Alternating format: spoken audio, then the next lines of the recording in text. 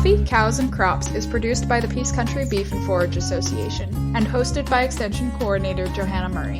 On this podcast, we discuss management practices and research results with scientists, ranchers, researchers, and farmers. We strive to share innovative information and farming practices supported by sound science and practical wisdom. So grab a cup of coffee and let's get learning. The grazing site he's hosting for that project, as well as his organic farming operation east of Grand Prairie.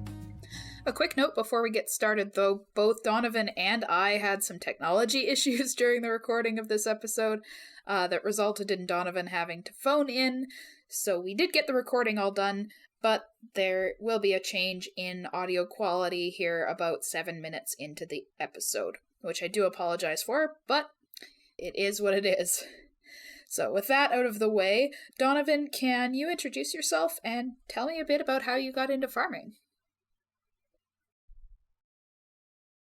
That makes sense to me.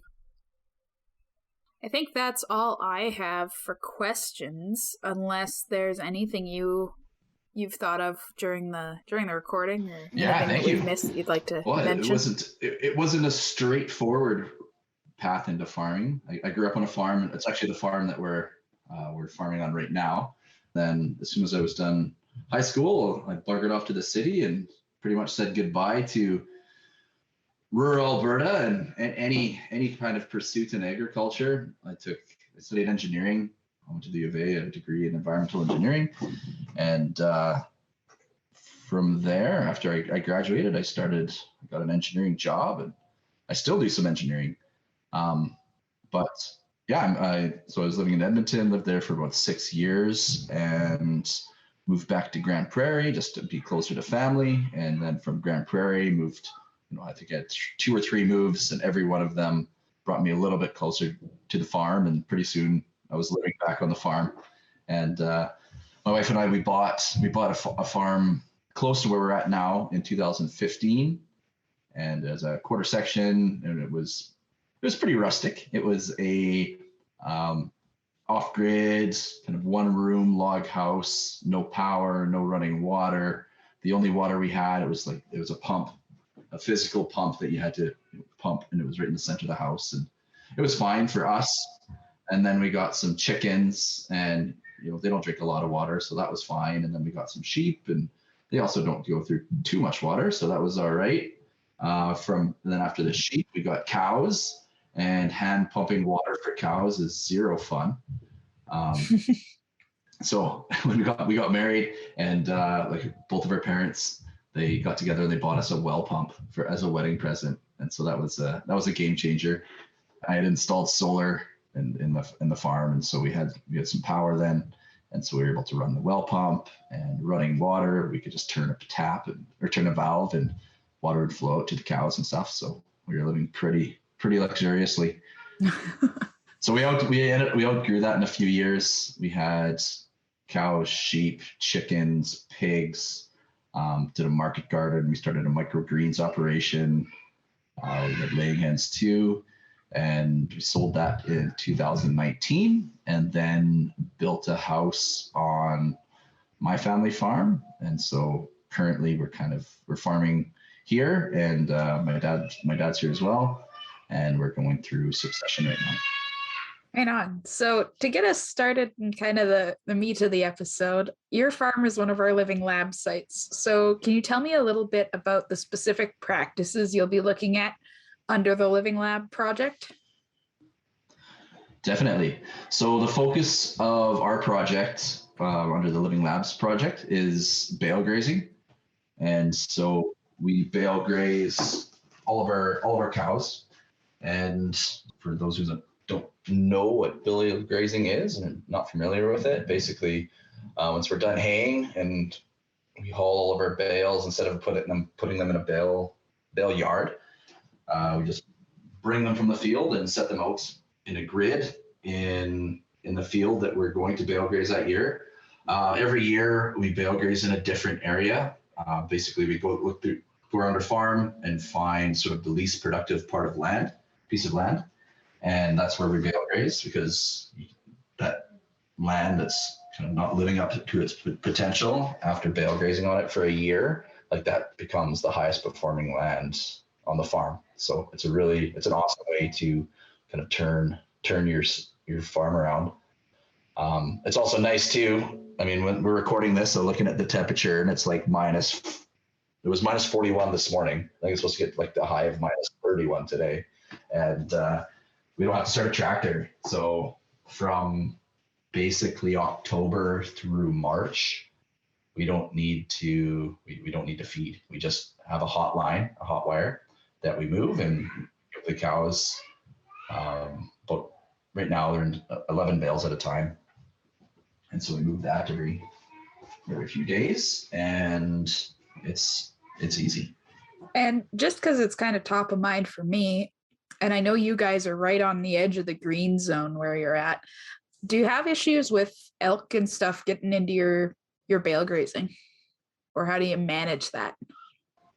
Yeah, so fortunately, we do not. I mean, I've seen a couple moose out there munching on a bale, but elk and deer, even though there's lots of elk and deer kind of where we're at, basically west of us is it's forest up until pretty much like up until the Pacific Ocean, like we're the furthest west farm in Alberta. So yeah, we're almost right on the BC border, and then west of us is the Rocky Mountains, and then after that Pacific Ocean. So there's tons of deer and elk and moose around us, but we don't allow any hunting or anything on our farm, and we don't shoot predators. And so I like to think that we're kind of at an equilibrium. So there's as many wolves as it takes to handle the deer population, and so we don't mess with the wolves. And so as a result, they kind of keep the deer, moose, all those ungulates, keep those under control. Right, that makes sense. Okay, that was the point at which both of our computers died. So now that we're back, Donovan, I know you've been bale grazing for quite a while on your operation. You've got lots of experience with it. So what are you hoping to see from the data collection that we're doing? What's the focus for you? So for the Living Lab project, what we're measuring is how bale grazing builds soil. And so, I mean, just through kind of a qualitative analysis, like it's pretty easy to see through the eye test, like you can almost see where every bale was fed during the winter. The grass is there's so much more biomass there, and it's a deeper shade of green. I have a drone every once in a while. I'll fly over the previous fields that we've bale grazed, and you can basically see the outline of all the bales. So what's neat about with this Living Lab project is that now we can quantify it, and so we can measure how that bale grazing is enhancing, improving the soil, and how it's increasing the soil carbon in the soil. Nice. And how long have you been bale grazing on that ground now? So the field that we're starting the Living Lab project on, we haven't bale grazed in that field before. So the field is it's new to bale grazing. We have other fields that we've covered the entire field already through bale grazing, but this one here, this is the first year that we're bale grazing in there. Cool. So you're bale grazing the cows, and you mentioned earlier that you've raised quite a number of different kinds of animals. So can you talk a little bit about the different animals and crops that you raise on your operation? Yeah, so we have a beef herd, and so everything on our farm we direct market. So we don't sell anything live. It's all we sell. For pigs, we don't sell pigs. We sell pork chops. We sell steaks. We don't sell calves. So everything we direct market, and we have beef. We have a big pastured pork operation, pastured poultry, market garden, do eggs, grow microgreens, and we have bison as well. And you mentioned that you don't shoot the wolves, and you don't allow hunting and that sort of stuff.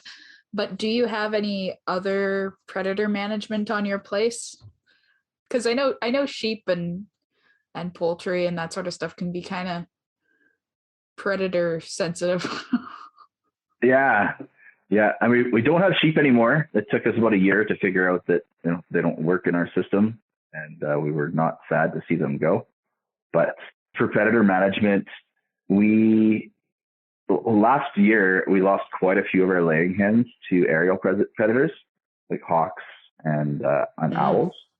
And so this year we got a couple of geese and put them in there with their laying hens and have had zero issues. It's, and then, I mean, they're pretty formidable and they're terrifying. And so you almost sometimes don't even want to go in there to gather eggs. But no, they do their job, and they've warmed up to us. And so they're actually pretty cool. The geese, we like them. We're going to call them Honk and Tonk, but our son, he's like, no, we're not. That's not their names. Their names are Bonk and Dinosaur Soup. So those are the names of the geese. Yeah. And I guess you only want to you can have one or two geese, and they're like guardian dogs essentially for poultry. And so they'll even herd like the rooster around. If the rooster's in the wrong coop, they'll go in there. They'll herd them up, kick him out of the coop, and put him in another coop. And they really take charge. Huh. That's really neat. Yeah, so you if you want them to sort of look after the chickens, you need one or two. From what I've read, if you have three, then the geese they're just geese and they just hang out together and they don't give a hoot about the chickens anymore. Right. The flocking instinct isn't as strong. Yeah. So we have the geese. We put them in with the laying hens this year. And another thing for kind of predator management that we've done in the past is using like an electric chicken. And so if every once in a while there'll be a coyote or fox or something that'll come in and have a snack. And so what we do is we'll take one of those chickens that they've left, and basically we wrap it up in electric wire and hook it to the electric fence. And so when they come back to have another bite of chicken, they get a bite of this electric chicken, and that'll be it for a few years. It's like they teach their offspring that, like, yeah, you don't want to eat chicken. It's not very good. Those ones bite back. Yeah. So that's worked really good for us. Neat. It's one of those once I think about it, it makes a lot of sense, but it's not exactly an obvious predator management tool. So that's kind of cool. Yeah. And so we call it the Franken chicken. And then where we set it up, like, we always make sure it's in a lower spot, or we'll even kind of like water the ground around it. So they get like so that when the predator comes up to take a bite, like, it's a really grounded area. And so they get a really good shot. Yeah, it makes sense. And with these pastured livestock, like, you pasture and graze everything on your operation. So what sort of a grazing system do you use? Do they each kind of have their own independent rotation, or do you leader follower them a bit, or do you mob graze them all together? So we don't have a kind of a set rotation for what goes through a field first. We have some fields that it just doesn't make sense because pigs need quite a bit of infrastructure out there for them. So, like, we have some fields closest to the house that we'll do the pastured poultry, pastured pigs in. And then we have kind of the ones further away, and that's where we'll do rotational grazing on the cows and bison. But for the poultry, so we have these, most listeners are familiar with the chicken tractors, but ours they're quite a bit larger. They're 48 by 96, and then pull them with the skid steer or the tractor. Mm-hmm. And so each one of those pens will hold about 500 birds. And same kind of thing. I mean, we move them day to day onto fresh grass, but they're just kind of at a larger scale. With pigs are smart. We use polywire, just electric fencing, the same stuff we use as our cows. Right. We use with our pigs, and then we just set the fence about snout height, and usually we'll have two wires, but we've gotten away with one in the past. And so we train them to electric fence. So when we wean the piglets, they go in to a pen made of hog panels. And so they start out in the hog panels, and then we'll open up the hog panels a little bit and put an electric wire there. And slowly, as they kind of learn to respect that electric wire, then we open up the hog panels more and more and more, and then eventually you just take them away altogether and change the electric fence. And yeah, they really respect it when we move them, because we're always moving them throughout the fields. They're on probably close to a 15-year rotation, so it'll be 15 years before they would come back to the same area of the farm. Oh wow! Yeah, and so we're moving them quite a bit, and then even when we roll up the wire, like they're really cautious, even with no wire there, just to step in between the posts.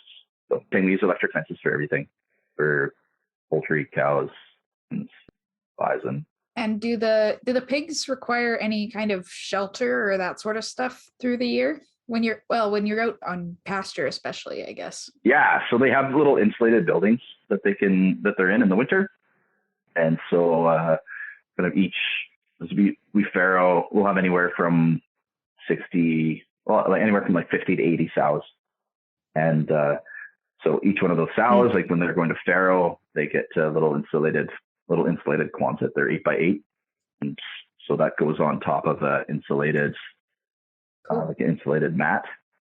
The shelter goes on top of that, and then it's filled with straw. Mm-hmm. And I mean, we farrow year round, and cold, it doesn't really phase them. I like to say that pigs are like land whales. I mean, they're covered, surrounded in like that big layer of fat. So yeah, and you go out there today. If I look at the window, you can just see steam rolling out from these huts. Like they're not cold one bit. That's cool. Yeah, so that's for the sows, and then for growers, finishers, then we have larger buildings for them, all portable. Like we don't have a barn or anything for them, because everything gets moved anywhere from a few weeks to, in the winter, it's a little less often that we move them, but everything has to be portable. So yeah, the growers in that, they have a bit bigger of a building and fill it with straw and burrow in there and happy. Right on. And I know I'm going to ask you a lot of questions about the pigs because I'm very curious. I know they can be a little bit destructive. Like we had chickens growing up, and if you left the chickens anywhere too long, they would absolutely destroy whatever they were on. It would take a while for it to come back. And I know pigs can be a little bit that way too. So how long do you leave them in one area before you move them on? Yeah, it totally depends on the time of year. So, our pigs are kind of like edible rototillers. So we're using them to like kind of rejuvenate our pastures. And so the pigs will go through, they'll root everything up. Like we'll put them onto a piece of pasture, and it'll just be beautiful, like nice alfalfa, timothy. And then in a few weeks, it'll basically look like a moonscape. They'll eat everything, root it all up, and then we'll move them on to another area. And then at the end of the year, we work up where they were, and then we'll seed that down to a cover, and underneath the cover, a perennial forage. Interesting. Take advantage of the natural tillage. That's right. Yeah. And I guess related, bison are another one. I hear lots of stories about how much infrastructure it takes to manage bison. Is there anything different in the way you manage the bison versus the cows? Yeah, definitely. Bison are easy to keep when they're happy. But with the cow, you can't manage them as intensively as you can with the cows. So the cows, we're doing daily moves, and we're also bale grazing, and in the winter for the cows, and the bison, it's sort of more like monthly moves. We'll move them into a different field, and they'll stay in there for a bit longer, just because you can't really push them like you can cows. Oh, right. A little bit. They need that space. They're pretty wild. Mm-hmm. Yeah, and we try and we only work them once a year. But it's a pretty high stress operation. Working bison, they get pretty freaked out. So we try not to do that unless we have to. Makes sense. And on this note of pasture and all that, I know you guys grass finish some or all of your animals. And I know it's a bit of a discussion with some people being big fans and others not so much, especially when it comes to putting on like the last little bit of weight before those animals go to market or to the butcher. So how do you manage the grass finished part of your operation? What methods do you use to put that weight on those animals? Yeah. So, a friend of mine, he's a butcher, and he said like the best steak you'll ever have is grass finished, but then the worst steak you'll ever have is grass finished, and that's like a mistake that a lot of people make is it's like not finishing properly and thinking like you can get a grass finished animal with 18 months like you would if you're like graining it, but it takes us like 24 to 28 months to finish an animal. And so the big thing is genetics. So we run all of Galloways, and so they're kind of a smaller stature. They're really thick, like they do great on pasture, and genetics are awesome. So that's another reason too why it's hard to grass finish is now kind of genetics are sort of geared towards kind of like grain finish market.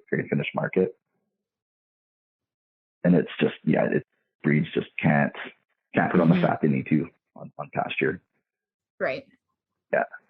So yeah, genetics, we have the Galloways, they're awesome. And then that's one of the reasons that we run them is just because they do so well on grass. They're also super docile too. So we can like walk through our herd with our kids and basically like reach out and like touch pretty much any animal. Anytime the vet comes by, when we're preg checking or something, he always says that we have the calmest herd he works with.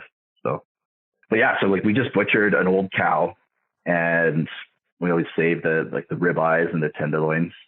Like honestly, it looked like Wagyu beef. Like it was so marbled. It was just incredible. And just having those grass-fed genetics, and then we're also really selective to everybody likes hamburger. So if there's an animal that's just not performing as well as we'd like them to, then they're kind of out of the system. Yeah. There's nothing as important to a cattle operation as a good culling program, in my opinion. Yeah.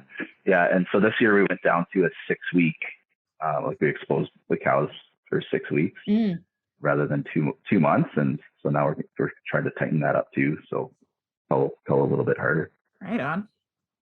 And is there anything that's been surprising to you as you've been managing these different animals on grass and starting to finish your animals on grass and that sort of stuff? Yeah.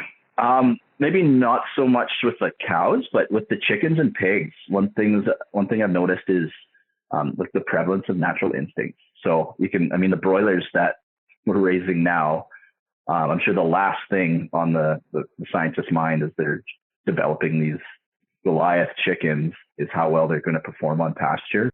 But even like we raise the same Cornish giants as everybody else does.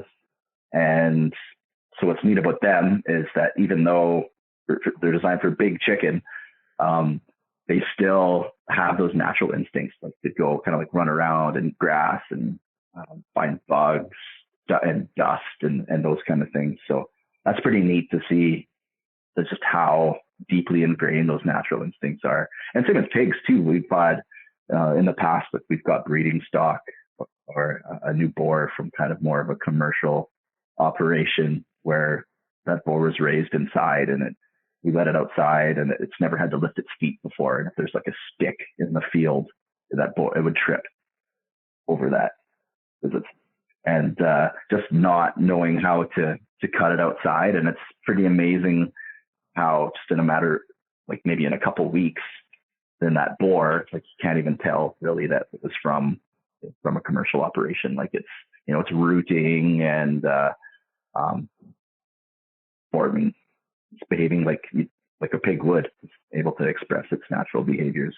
So that's something that's pretty neat that, even though a lot of these animals, they don't have the access or the ability to express their natural instincts, that they're still there if you give them a chance. Yeah, that's really interesting. The other one I wanted to talk about a little bit was, in addition to all the livestock you raise, you also have a bit of a market garden side to your operation. And I know when I moved up here from East of Olds, I really was not expecting to find much in the way of market gardens up here. So can you talk a little bit about getting set up for vegetables where you're at? Sure. So it's my wife. She's the expert. She knows it all when it comes to the market gardening side of things. So we've started. This will be, I think, maybe the fourth garden we've started from scratch in the last, since 2015. So I mean, it's been a bumpy ride, and we've learned a lot. So it takes a couple of years to get that soil in good shape to grow vegetables. The first year, like if you were just to work up a bit of that field, it takes a lot of the nutrients gets tied up in sort of the decomposition of like that thatch and the kind of the organic matter. Right. And so that first year is kind of a struggle for the garden. And then, I mean, we're organic too, so we don't do any spraying and fertilizing and that. So we have to manage weeds and do a lot of weeding. But then also we're kind of smart about how we manage our garden too. So we do any tilling in the garden. So like we're not disturbing that seed bed. And then we have silage tarps, and they're like 30 by 100, 40 by 100, something like that. And if the garden's not growing something, then we have the silage tarps there, and then all the weeds will kind of germinate underneath that tarp, and then they won't have access to light, and then they kind of die off. So that's really helped us with weed management. And then fertility. So we do a lot of composting. So from our laying hens, where we went to them, we'll pile that up and compost that for a few years. See the supply of nutrients in the soil. We also, for the garden, we've done some soil testing, and we've sent it off to Kinsey Labs in the States. And they do, so they use the kind of the Albrecht soil balancing method. I don't know if you're familiar with William Albrecht. He's a soil scientist from the early 1900s. And what he was finding is that kind of the highest production fields in that, they all had these similar ratios of like nutrients. Big one's calcium and magnesium in that. And so we sent our garden soil, we sent that down to get tested. And so we followed these soil amendments. And it felt kind of bizarre spreading copper and boron and sulfur and just salt and stuff in the garden.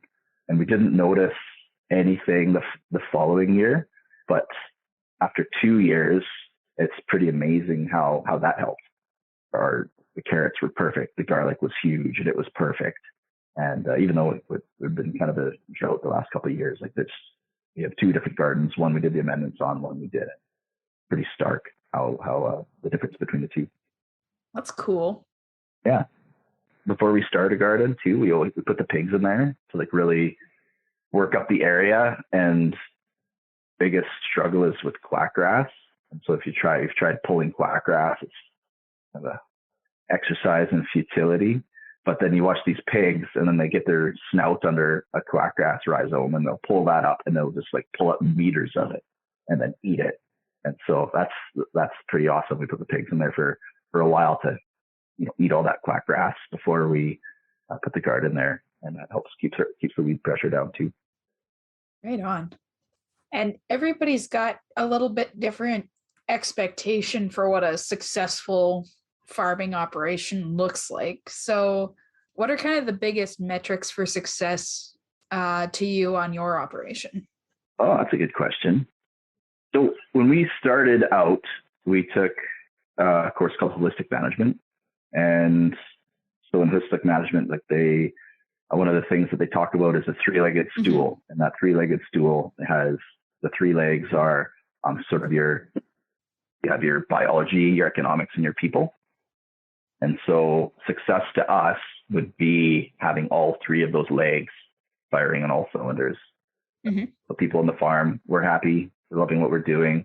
The farm's profitable, and we can see that our land and the quality of our forage is increasing every year. So that biology piece. So that would be success to us. It's kind of having those 3 things really working for us. That makes sense to me. I think that's all I have for questions, unless there's anything you've thought of during the recording or anything that we've missed that you'd like to mention. Well, I don't know when this is going to be aired, but I just wanted to put a plug for that. But the Peace Region Forage Association in Dawson, like Dawson Creek, Fort St. John, but they're putting on that holistic management course. And so it's 6 days. I think it's the end of January, February. And taking holistic management, like we wouldn't be even close to where we are now if it wasn't for that course.